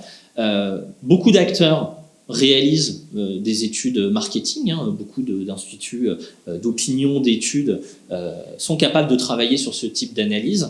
Très peu, voire pas du tout à notre connaissance, sont capables de mêler et notre approche marché concurrentielle avec justement cette analyse marketing. Donc on a créé cette approche, et cette approche-là part d'un benchmark concurrentiel, analyse, recensement des acteurs, analyse des initiatives, décryptage du paysage concurrentiel. L'idée, c'est de savoir quelles sont les stratégies, les initiatives qui sont mises en place par ces acteurs, éventuellement comparer et benchmarker les modèles économiques, croiser ça avec la connaissance de Stéphanie et de ses équipes sur la partie insight, en captant les insights, en déterminant les éventuels points de faiblesse, les éventuelles tendances qui pourraient émerger, circonscrire les attentes et besoins des cibles pour arriver finalement à une recommandation stratégique de positionnement. On pense que cette offre-là s'applique à plein de cas d'usage différents. L'un de ces cas d'usage, et encore une fois on n'est pas exhaustif, c'est le diagnostic de marque, être capable à un moment donné de comprendre ce que veulent les consommateurs vis-à-vis de sa marque, analyser éventuellement les éventuels potentiels de diversification d'une marque. Qu'est-ce que le consommateur attend de cette marque? Est-ce qu'une marque est légitime sur un autre territoire de valeur, pour derrière apporter justement des éléments opérationnels sur les besoins qui ne seraient pas satisfaits par le marché, et évidemment les positionnements qui sont considérés comme étant les plus porteurs sur des espaces stratégiques qui, le moment donné, sont à conquérir.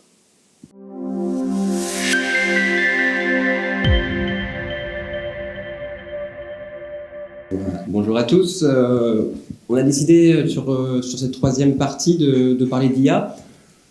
Buzzword, réalité économique, stratégique pour les entreprises. On est un peu entre deux eaux selon le niveau dans l'entreprise, selon les secteurs. Et on voulait faire le point. On voulait faire le point à travers une enquête pour savoir quelle était la réalité dans les secteurs de l'IA. Je vais pas avoir un discours très technique. On va pas rentrer dans du jargon de spécialistes. C'est pas l'objectif. On n'assume pas cette réalité. On n'est pas des entreprises de services numériques ou des acteurs du conseil.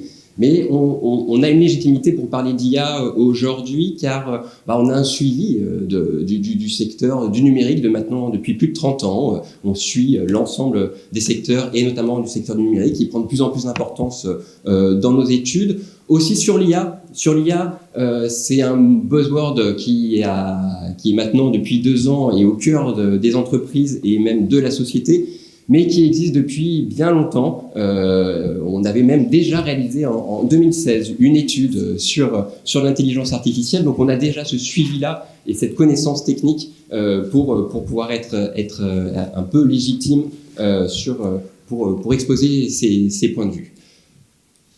En conséquence, l'idée, c'est de vous montrer que l'IA a un impact dans les secteurs. Donc, depuis 2 ans, on s'est dit comment on peut voir cet impact-là. On a cette expertise sectorielle, donc au lieu de faire une étude sur l'IA, voyons quel est l'impact dans les secteurs. Donc, on a développé une collection maintenant, depuis 2 ans, d'une 20aine d'études qui nous permettent d'avoir cette légitimité aujourd'hui pour vous proposer nos différentes analyses, avec 3 promesses de valeur de ces études.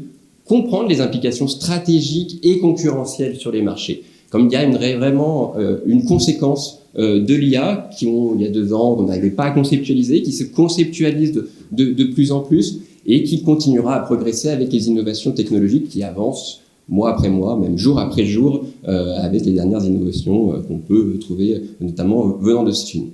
Identifier les cas d'usage, comme on a une volonté d'être concret et de voir quels sont les cas d'usage les plus pertinents dans les différents secteurs. Pas avoir le discours général, automatiser les mails. Il y a une réalité de l'IA depuis 10 ans déjà aussi dans des secteurs comme l'énergie qui utilise déjà l'IA. Et on a des cas concrets qui existent. Et aussi mettre en évidence les bonnes pratiques, comme il y a des entreprises qui sont en avance quand on étudie secteur par secteur sur l'IA, et les mettre en avant, expliquer quelles sont leurs stratégies pour déployer l'IA dans les entreprises. Et puis aussi, dans un outil d'opérationnalité de nos études, vous présenter une revue des acteurs qui présentent des solutions d'IA pour les différents secteurs. Et les acteurs généralistes qui existent, qu'on connaît tous, ChatGPT, les grands géants du numérique, mais dans chacun des secteurs, des startups se sont développées avec une spécialisation sur le numérique et aussi sur l'IA pour apporter des éléments dans l'énergie, les Enertech, les legal tech dans le domaine du juridique. Donc, pour commencer, on s'est dit, on réalise des études observatoires depuis maintenant, depuis de nombreuses années, et on fait une étude sur la digitalisation des entreprises. Cette étude-là était en mise à jour, et on s'est dit, posons maintenant la réalité de l'IA au sein des secteurs. Donc cette étude, on l'amène auprès de 600 entreprises qu'on a interviewées par l'intermédiaire de notre centre d'appel, donc c'était une étude qui vient de finir d'ailleurs, donc vraiment en exclusivité pour vous, réalisée au cours du mois de février. On a interrogé donc 600 entreprises avec l'objectif d'avoir une représentativité vraiment de l'ensemble du secteur.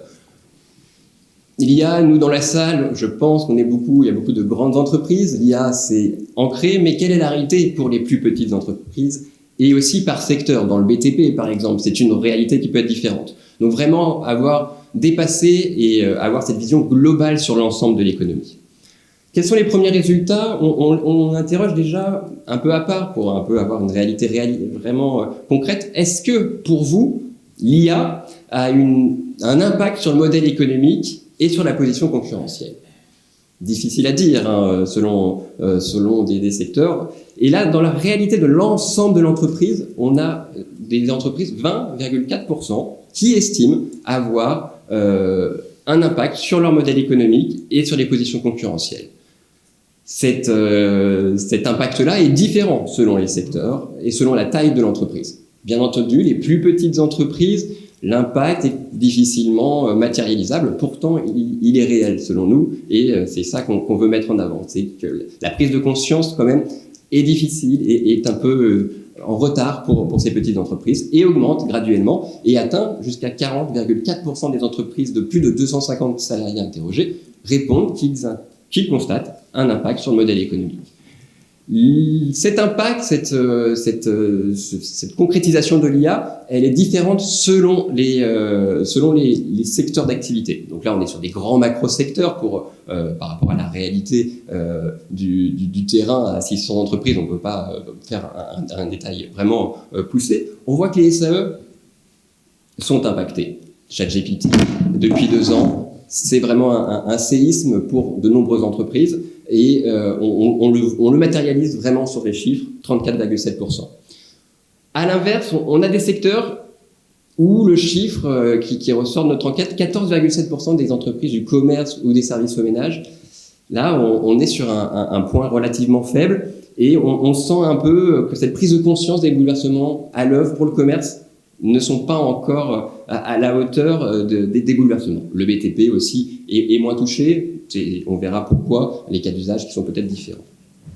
Après cette question sur la prise de conscience, est-ce que les entreprises passent à l'action ? On pose dans cette enquête plus de 50 questions, et parmi les questions, c'est sur la digitalisation, quels sont les chantiers IT que vous avez réalisés ? Parmi une ribambelle de propositions, il y a l'IA, et on a seulement 24,9% qui sont passés à l'action, qui déploient des chantiers. C'est un chiffre pour l'ensemble des entreprises qui montre que c'est relativement faible. Relativement faible, c'est difficile à dire, 24 comme ça, mais si on compare à d'autres chantiers IT, dans le domaine du cloud, qui est quand même un élément concret, on a 50% de toutes les entreprises, c'est des petites et des grandes, qui ont déployé un chantier IT. Donc quand on compare à l'IA, le déploiement de l'IA est vraiment assez balbutiement. D'autres exemples, la facturation électronique, on est à 70% des entreprises qui ont déployé ce projet. Donc, on est vraiment sur du retard. L'IA est vraiment, pour vous donner un ordre de comparaison, les projets de Green IT, de déploiement, d'optimisation de l'efficacité énergétique, comme on a ici interrogé surtout des DSI, c'est à peu près le même niveau. Donc, on a un retard en France qu'on matérialise, nous, dans les chiffres. Mais ce retard ne veut pas dire non plus, quand on demande... il y a quand même une prise de conscience, c'est-à-dire que c'est en cours, c'est-à-dire que là on parlait sur des questions sur le déploiement au cours des 5 dernières années, c'était peut-être des projets qui sont en cours de développement. Est-ce que l'IA est pour vous stratégique ? Ça c'est la question qu'on a interrogé nos 600 répondants, et là on voit que on a quand même une prise de conscience. Encore une fois, assez logiquement, très stratégique ou stratégique, on est sur 15% pour les petites entreprises, donc qui est plus élevé que l'impact, et aussi pour les entreprises de 150. Donc là, on a quand même, avec cette question-là, on matérialise une prise de conscience. Autre résultat pertinent, qu'on voulait vous mettre en avant parmi cette étude, quels sont les outils qui sont déployés au sein des entreprises sur l'IA. De manière évidente, les outils transversaux sont les plus déployés. Donc, les outils de copilote pour les salariés, d'aide à la rédaction d'emails ou de synthétisation de réunions qui sont déployés auprès de près de 34% des entreprises analysées. Mais l'IA, comme je vous disais, existe aussi depuis longtemps. Et toutes les solutions d'automatisation des tâches, comme la RPA, ou je voulais pas donner un terme technique, donc je vais pas toutes ces solutions qui existent depuis longtemps d'IA, d'automatisation de certaines tâches, notamment dans le business process outsourcing, dans les centres d'appel, on a quand même 31,5% qui sont déjà déployés. Donc on voit ces anciens projets IA qui sont quand même bien en cours. Ensuite aussi, les SI, de manière évidente, se sont saisis de l'IA, comme l'IA a un impact et sur les services informatiques, sur les ESN, mais aussi sur les directions des services informatiques, pour l'aide au développement, la génération de code, pour la détection d'anomalies. On est déjà sur des cas concrets pour 31%. Et ensuite, on a ces outils qui sont dans des fonctions support. Dans le marketing, on a une prise, on s'en saisit. Dans le business intelligence également, un peu moins. Ça a été un résultat un peu étonnant, mais on peut le comprendre. Beaucoup moins, même dans les ressources humaines. Le déploiement de l'IA au sein des ressources humaines est plus timide encore actuellement. Peut-être des cas d'usage pas assez concrets ou une inertie au sein des équipes. Ça, c'est des éléments qui sont à creuser et qu'on étudiera plus tard. Mais l'IA, buzzword ou réalité, pendant longtemps c'était la question, mais c'est bien beau de déployer ces chantiers d'IA, mais est-ce qu'il y a un retour sur investissement ? La digitalisation a souvent eu des effets sur la productivité un peu timorés. On a rajouté des couches de process, rajouté des équipes qui faisaient que le retour sur investissement était peut-être un peu défaillant. Alors là, on a interrogé sur le domaine de l'IA et on voit que dans les entreprises qui ont déployé l'IA, on a aujourd'hui plus de la moitié, donc 55%, qui voient un résultat concret, qui mesure un retour sur investissement, qu'il soit gain de productivité, amélioration de la qualité, développement ou amélioration de la satisfaction client. Donc, ce message est de dire, c'est que l'IA a un retour sur investissement et donc vraiment a des conséquences qui commencent à être mesurées, et c'est ces éléments qui sont intéressants. D'autres questions qui ont pu être posées, est-ce que des formations, une sensibilisation ont été faites? On voit qu'il y a 27% des entreprises qui ont engagé ces chantiers-là. Au final, on préfère sensibiliser, un peu former, mais on passe pas à l'action. Si on compare par rapport à la réalité des chiffres, voilà, c'est peut-être la difficulté de passer à l'action. On va sensibiliser les salariés, puis ça se déploiera. Est-ce que c'est la bonne solution? Je ne pense pas. Alors, pourquoi, au final, ces chiffres sont limités? Quand on interroge à la fois quantitativement et qualitativement nos entreprises, on a des verbatims sur quels sont les obstacles techniques qu'ils rencontrent. Donc là, on a hiérarchisé ces obstacles par rapport aux réponses. Le premier plan, c'est vraiment le manque de compétences en interne. Qui est le premier frein au développement de l'IA. Et surtout la complexité technique pour que ça soit vraiment opérationnel. C'est-à-dire que on a des entreprises qui ont des SI peut-être un petit peu obsolètes ou pas assez digitalisées, et l'intégration de l'IA pour qu'elle soit vraiment efficace entraîne un surcoût et des difficultés techniques. Il y a vraiment aussi une problématique sur la protection et la confidentialité des données qui est un élément clé qui revient aussi parmi les obstacles. Et le troisième point qui est quand même assez important, c'est le manque d'usage concret clairement identifié. C'est-à-dire qu'on a des entreprises, notamment des plus petites ou des acteurs du BTP, qui ont d'autres choses à faire et qui ne visualisent pas concrètement comment l'IA pourrait leur être utile. Pourtant, les cas d'usage existent. Et ces cas d'usage existent dans tous les secteurs. Ça, c'est vraiment le message qu'on a pu constater en étudiant les secteurs, enfin depuis maintenant, depuis 2 ans concrètement sur ces secteurs, études sur l'impact dans les secteurs, vraiment de manière transversale. L'énergie qu'on avait étudiée il y a 2 ans, on voyait des impacts concrets de l'IA. L'IA était déjà saisie par les acteurs de l'énergie. Les banques et assurances. Là, je vous ai fait toute une ribambelle de nos études, mais même dans l'agriculture, on a un usage de l'IA qui existe, qui est concret et qui se développe. Même dans le domaine de la santé, qu'on peut penser qu'il fait un secteur à part de l'économie, les implications dans l'amélioration de la qualité, dans la radiologie, dans les gains de productivité aussi pour les médecins sont réels, et il y a un moyen de se saisir de l'IA. Mais aussi l'impact de l'IA est sur l'ensemble des fonctions support. Fonctions support, là on est en train de réaliser une étude sur la fonction achat, et on voit vraiment des cas concrets de l'implication de l'IA qui peut se mettre en place, et des implications stratégiques et concurrentielles. Mais aussi les professions juridiques au sein des professions juridiques au sein des entreprises et les avocats, on a vraiment un bouleversement. Donc, on voit, donc, qui dit fonction support dit toutes les SAE, les services aux entreprises, qui sont vraiment, vraiment bouleversés. Alors, je vais pas passer en revue l'ensemble des secteurs, donc j'ai fait un choix puisque nous sommes contraints au niveau du temps, et je vais vous proposer comment on analyse l'IA dans ces études dans le cas de l'énergie. Pour comprendre les impacts de l'IA, il faut comprendre quel est le contexte sectoriel. Dans le domaine de l'énergie, on a identifié dans notre suivi 3 contextes sectoriels. D'abord, l'intelligence artificielle, au final, elle existe depuis très longtemps dans ce secteur-là. Les supercalculateurs et les algorithmes d'intelligence pour optimiser la recherche ou l'extraction d'hydrocarbures existent depuis très longtemps et progressent petit à petit par l'amélioration des supercalculateurs et des algorithmes et une amélioration de ces éléments. Donc cette digitalisation existe déjà sur ce secteur-là, et ça il faut bien l'avoir en tête. Ensuite, c'est un secteur qui est frappé par 2 tendances qui bouleversent le secteur et auxquelles l'IA peut apporter une solution. Il y a une transition écologique qui est en cours avec une adaptation du mix énergétique, avec un développement des énergies renouvelables au sein du mix énergétique.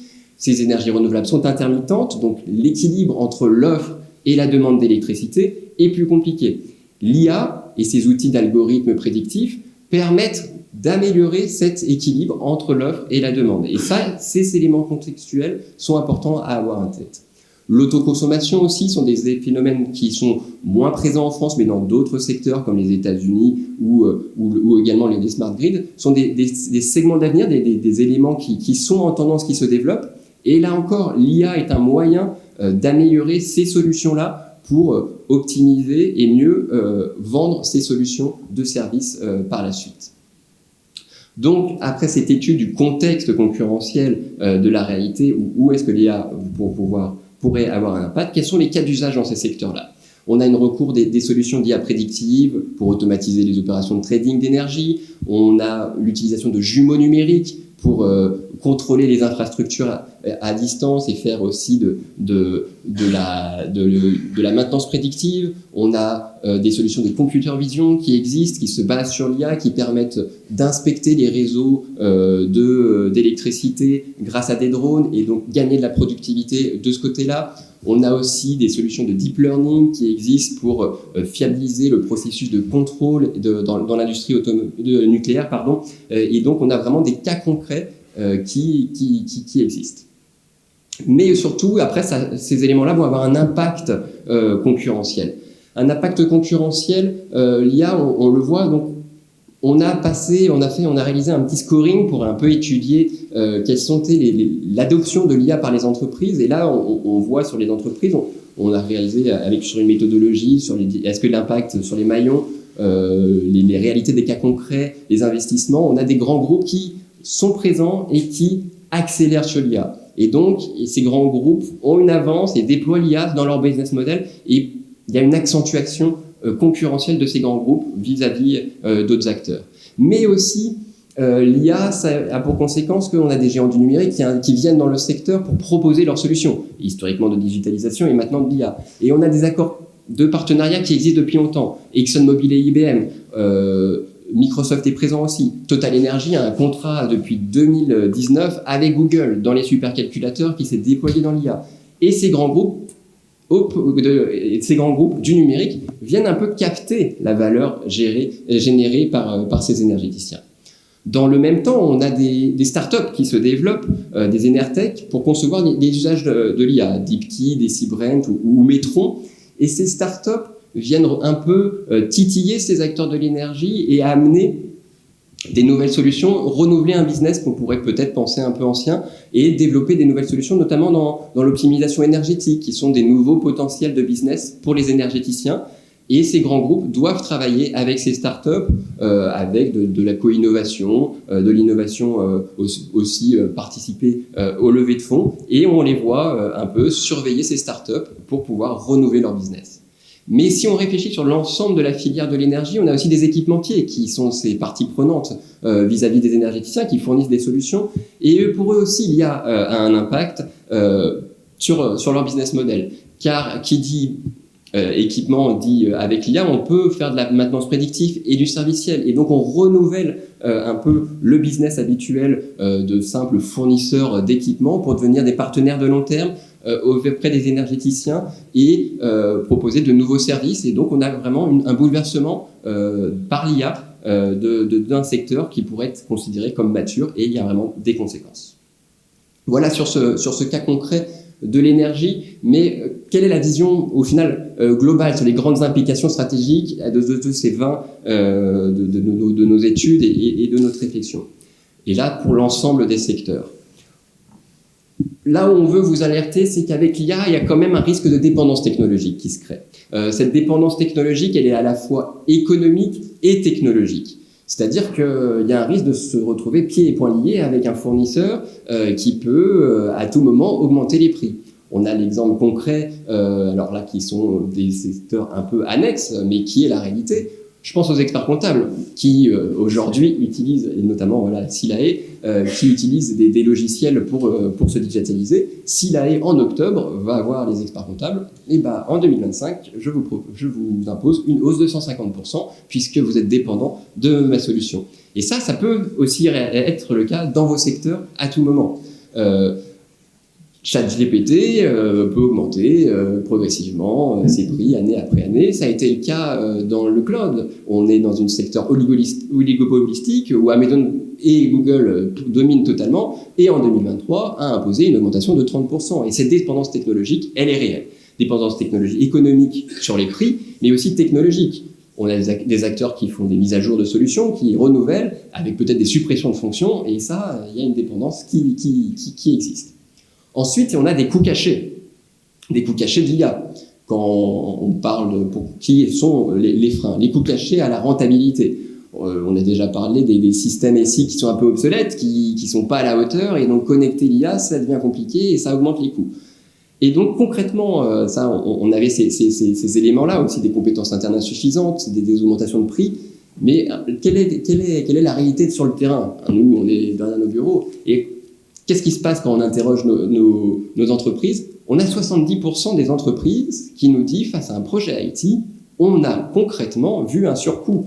Et dans l'IA, c'est encore plus important. Donc ça grève la rentabilité des projets d'IA et il faut bien le prendre en compte. Troisième point sur lequel on veut vous alerter, c'est l'impact déflationniste de l'IA. Il faut être concret. Aujourd'hui, l'IA, c'est des gains de productivité pour les entreprises. Surtout dans les SAE. Qui dit gain de productivité dit la possibilité de réaliser peut-être plus de contrats et donc plus de contrats, on va se battre avec notre concurrent pour gagner ce contrat-là et donc on pourra peut-être réduire un peu les prix et donc il y a une concurrence déflationniste et une low-costisation qui peut se créer. Et on la voit aussi du côté des clients. C'est-à-dire que les clients, ils sont conscients que l'entreprise réalise des gains de productivité et ils disent vous clients, moi je ne vais pas vous laisser capter ce gain de productivité, je vais vouloir le récupérer. Et on le voit déjà concrètement. Quand on interroge les entreprises, dans le cadre des prestataires IT, 35,1% des entreprises de plus de 150 salariés nous ont dit oui, il y a gain de productivité pour les prestataires IT, je vais renégocier à la baisse les prix. Et ça, il faut en avoir conscience, et ça, c'est déjà le cas de près des ESN depuis 2024. Ça, on le voit de partout. Et pire, c'est qu'avec l'IA, on peut aussi réinternaliser certaines fonctions. Et on a un tiers des entreprises, des grands groupes qui disent oui, avec l'IA, je vais réduire mon recours aux ESN et internaliser les prestations. Et ça, c'est une menace très forte pour les SAE. Il faut bien en avoir conscience. Donc face à cette impact déflationniste et un peu low-costisation, comme on va avoir des activités qui vont être automatisées, et donc des pressions un peu de nouveaux opérateurs qui viennent automatiser et renouveler le secteur. On le voit par exemple dans le conseil, dans les prestations intellectuelles de manière générale. Les entreprises doivent revoir leur mode de facturation. Car il faut la difficulté, c'est que d'un côté, ces entreprises vont avoir un investissement de l'IA, mais de l'autre côté, les entreprises vont demander de baisser les prix. Alors, certes, il y a un gain de productivité, mais il faut le répercuter. Et dans les SAE, aujourd'hui, la tendance, c'est le temps homme. Sauf que le temps homme, il ne prend pas en compte ces investissements d'IA. Donc, il faut renouveler le mode de facturation et repenser ce mode de facturation. Ce mode de facturation, ça passe par peut-être des facturations basées sur le résultat, de l'usage, de l'abonnement. Coopérer, vraiment, être en coopération avec le client, accompagner le client. On le voit totalement dans toutes nos études dans les SAE aujourd'hui. Et notre cinquième point qui est lié, c'est que ces entreprises-là, low-costisation, accompagnement, on a un impact concurrentiel. L'exemple concret, c'est dans les services dans les ESN. Avec l'IA, on va avoir de l'accompagnement, donc on va avoir des acteurs du conseil qui vont de plus en plus proposer des prestations de conseil, mais aussi de solutions et d'intégration. Donc ils viennent concurrencer les ESN. On a des acteurs qui sont totalement bouleversés dans les centres d'Apple et les outsourceurs dans la téléperformance. Ces acteurs-là, ils se disent je perds de l'activité dans mon cœur, j'ai quand même une expertise dans l'IA, et je vais proposer ces solutions d'IA. Bon, il y a Téléperformance qui a annoncé, qui a perdu beaucoup sur son cours de bourse, qui a été vraiment bouleversé ces 2 dernières années, et qui veut se transformer maintenant comme une ESN. Donc on a une intensification et des mouvements concurrentiels de secteur à secteur. Et dans vos secteurs, j'imagine que vous le voyez, des acteurs qui n'étaient pas présents, qui viennent dans votre secteur pour accompagner le client et vous concurrencer. Alors là, vous vous dites, cette analyse, c'est bien, mais vous avez en tête Xerfi. Enfin, Xerfi, c'est aussi pleinement leur cas, oui. Oui, on a conscience de toutes ces implications stratégiques. Et là, très rapidement, je voulais vous mettre en avant comment nous, on y répond. Alors, on y répond concrètement sous deux aspects. Un aspect front office, c'est-à-dire qu'on vous propose de nouvelles fonctionnalités avec l'IA. Donc, on a développé un agent conversationnel suite à l'embauche de plusieurs data scientists pour interroger nos études, ça c'est pour la partie des études, pour interagir avec les études à l'instar des nouvelles pratiques que sont ChatGPT, qui vous permettent, auxquelles vous pouvez poser vos questions et plus rapidement retrouver l'information, la donnée clé et l'analyse qui est sur les différentes pages de cette étude et qui viendra s'enrichir au fil du temps. Mais aussi notre utilisation, elle se fait en back-office pour améliorer la qualité des études. On a des outils, de nouveaux outils de scrapping de l'information pour récupérer toujours plus d'informations sur les entreprises, de nouvelles données et améliorer cette efficacité pour les stratégies d'études. Des outils d'aide à la prévision économique qui s'améliorent aussi. On a aussi des outils qui nous permettent d'interroger l'ensemble de la base des études de Xerfi, et surtout des outils d'uniformisation de la syntaxe et de l'impact. Donc les outils sont généraux. Donc on a des gains de productivité. Ça, on l'assume, on vous le dit, enfin, c'est réel. Ces gains de productivité, ils existent. Mais l'objectif, c'est de vous le redonner dans la qualité, dans l'expertise que, voilà, c'est du temps que nous, nos centaines de chargés d'études gagnent pour pouvoir renforcer leur expertise, aller collecter plus de données, partager notre vision stratégique. On avait peut-être une tendance à avoir un peu un filet d'eau tiède, mais pour maintenant vous donner vraiment notre point de vue de l'humain. Comme de l'autre côté, ChatGPT peut faire la même chose que l'on faisait historiquement. Mais nous, maintenant, on veut vous donner vraiment ce qu'on pense vraiment et la réalité de notre analyse au maximum. Et cet renouvellement de la promesse sur l'expertise passe aussi sur un renouvellement du support. Car le support de l'étude papier est peut-être maintenant un peu obsolète. Donc on a une première réponse avec l'agent conversationnel, mais pour vous accompagner, ce form factor de l'étude est peut-être obsolète et on vous accompagne peut-être sur de la formation, sur des études plutôt qualitatives sur demande, sur de l'accompagnement au jour le jour. C'est vraiment notre doctrine vis-à-vis de l'IA et pour réagir.